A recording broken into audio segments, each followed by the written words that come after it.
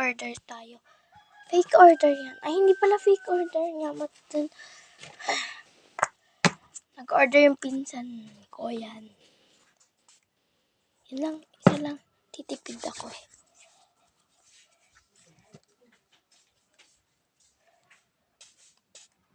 Yan.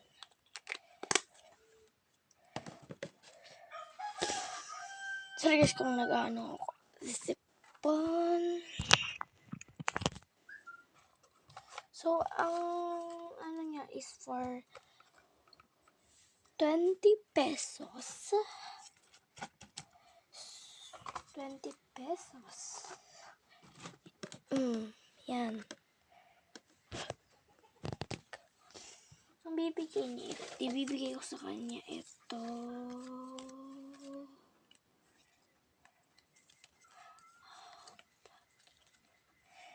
Limang ganito.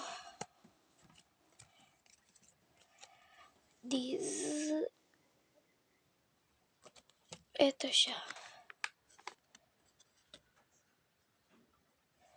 Lagyan na natin. Tapos yan.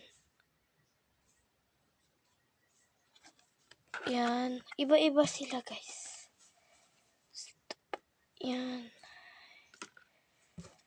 5 ito guys.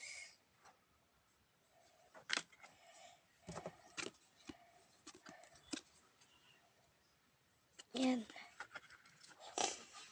Tapos, ito naman, for stickers, to. And ito.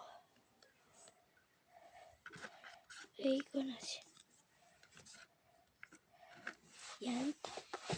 Tapos, ano pa kaya? Ito guys, mahiwag akong ano to eh. Madami kong lamang. Ay, sorry guys.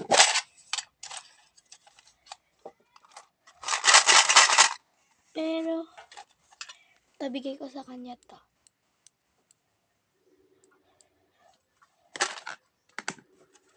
Yan. Freebies ko.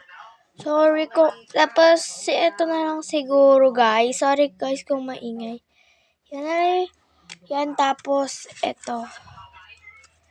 Fake news na lang guys. Siguro maibibigay ko. Yan.